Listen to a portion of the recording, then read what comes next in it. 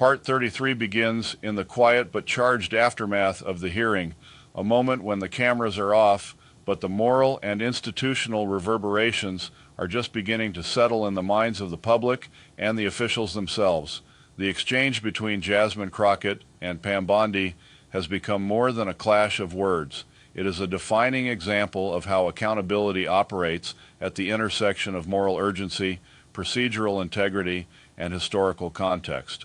The shadow of Jeffrey Epstein lingers over every statement and gesture, a reminder that systemic failures and unacknowledged harm demand active acknowledgement and redress.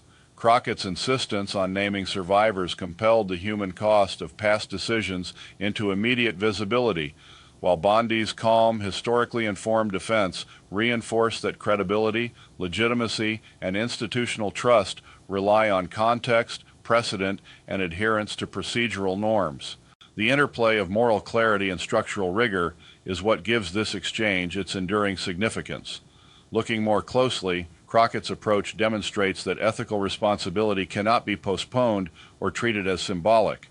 Her insistence forced the survivors' presence and experience into the center of the conversation, highlighting the tangible human consequences of institutional inaction. Bondi's measured, context-driven responses remind observers that procedural integrity and historical clarity are critical to sustaining institutional credibility. Audiences are compelled to weigh both elements simultaneously, the authenticity of acknowledgement against the rigor of procedural defense. This dual lens illustrates a fundamental truth. Effective oversight in modern governance is multidimensional, balancing ethical, legal, and emotional obligations simultaneously. The Epstein legacy heightens the stakes, transforming what could have been a standard procedural inquiry into a moral and institutional test.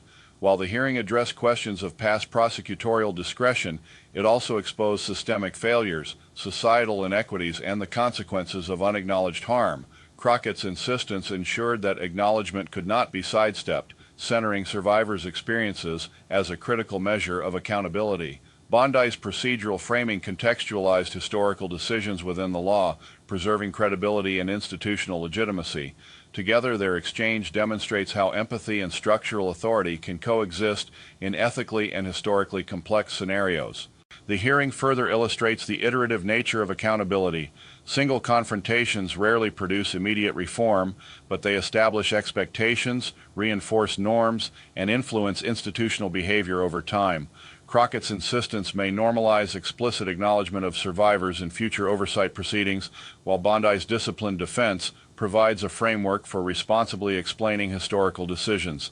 As these moments accumulate, a culture emerges in which empathy and procedural clarity coexist, reinforcing both legitimacy and moral resonance. Accountability is thus a continuous, evolving process, strengthened through repeated reflection, engagement, and scrutiny. The tension between moral intensity and procedural composure reveals a core democratic principle. Conflict can strengthen institutions rather than weaken them.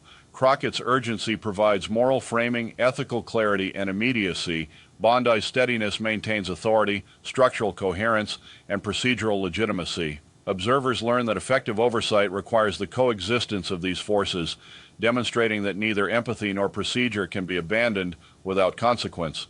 The exchange becomes a practical blueprint for handling ethically charged, legally nuanced issues, showing the multidimensionality of accountability in practice. Responsibility extends beyond the officials to the public itself. Civic engagement, critical reflection, and sustained discourse ensure that moments like the Crockett-Bondi exchange have lasting influence. The hearing, framed by Epstein's shadow, becomes a benchmark for acknowledging survivors, defending authority, and communicating with both moral clarity and procedural rigor. Its enduring impact relies on public insistence that acknowledgement accompanies procedural fidelity, empathy reinforces authority, and oversight is applied to the highest ethical standards. The ultimate insight is that justice is holistic, integrating acknowledgement, empathy, and structured authority. The dialogue from this hearing continues to shape societal expectations, institutional norms, and public standards. Transparency, recognition of human experience, and procedural rigor are mutually reinforcing pillars.